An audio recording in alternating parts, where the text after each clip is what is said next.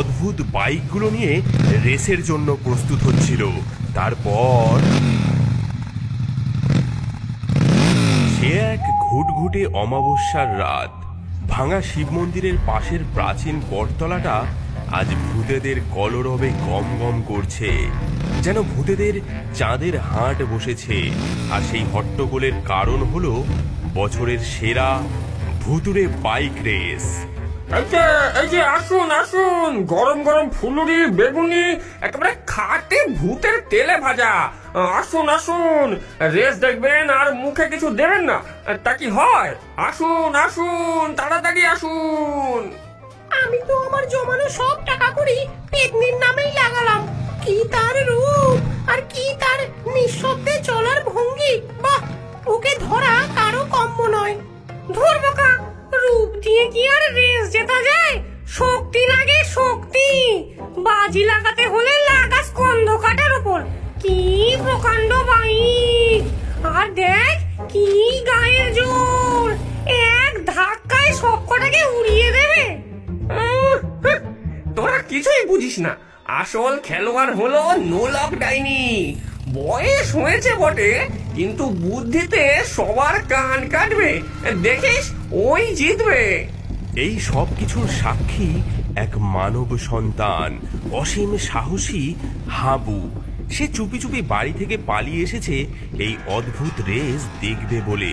আম গাছের সবচেয়ে উঁচু ডালে ঘন পাতার আড়ালে লুকিয়ে সে বসে আছে। তার ছোট্ট বুকটা ভয়, উত্তেজনা আর রোমাঞ্চের এক অদ্ভুত মিশ্রণে ধুকপুক ধুকপুক করছে। স্টার্টিং লাইনে 4 জন প্রতিযোগী দাঁড়িয়ে আছে। প্রত্যেকেই নিজের বাইকে আস্ফালনে ব্যস্ত। সবার সামনে নোলক ডাইনি। তার ছাতা এক্সপ্রেসের ইঞ্জিন থেকে ভটর ভটর করে শব্দের সাথে ধোঁয়া বেরোচ্ছে। তার ঠিক পাশেই স্কন্ধ কাটা। তার কঙ্কাল কিংয়ের উপর বসে এমন ভাবে বুক ফোলাচ্ছে যেন সে এখনই জিতে গেছে।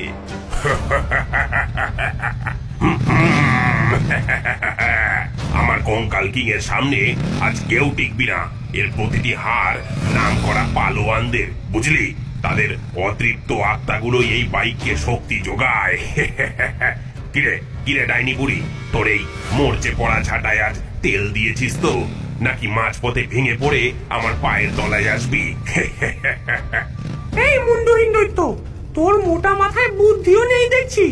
বয়স নিয়ে খোটা দিস না। বয়স যত বাড়ে ধারও তত বাড়ে। আমার ঝাঁটা হলো ক্লাসিক মডেল, অ্যান্টিক জিনিস। এর কদর তুই কি বুঝবি? আমার ঝাঁটা চলে মন্ত্রের জোরে আর স্টাইলের ঠেলায়। তোর মতো হাড় জিরজিরে খটখটে গাড়ির মতো শুধু আওয়াজই সার না। তাদের ঝগড়ার মাঝেই তৃতীয় প্রতিযোগী মেছো ভূত, সঙ্গে তার ইলিশ রকেট। আমার ইলিশ রকেটের কাছ থেকে একটু দূরে থাকিস সবাই। আজকের মাছটা একেবারে পদ্মায় টাটকা ইলিশ। যা গন্ধ না, তোদের মাথা ঘুরে পড়লে আমি কিন্তু কিছু বলতে পারবো না। সব শেষে ছিল সুন্দরী পেতনি। সে কোনো তর্কে গেল না। তার লতা পাতা আর শিকড় দিয়ে তৈরি ফিসফিস ফ্লাইয়ার থেকে কোনো শব্দই আসছে না।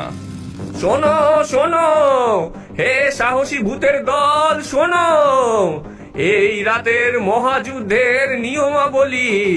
পথ আগের মতোই, এই বটতলা থেকে বাঁশবাগান, তারপর ধূর্ত দৈত্যদের মাঠ পেরিয়ে শ্মশানের শর্টকাট ধরে গুঞ্জন গুহা পার হয়ে নরবরে কাঠের সাঁকো পেরিয়ে ভাঙা জমিদার বাড়ি।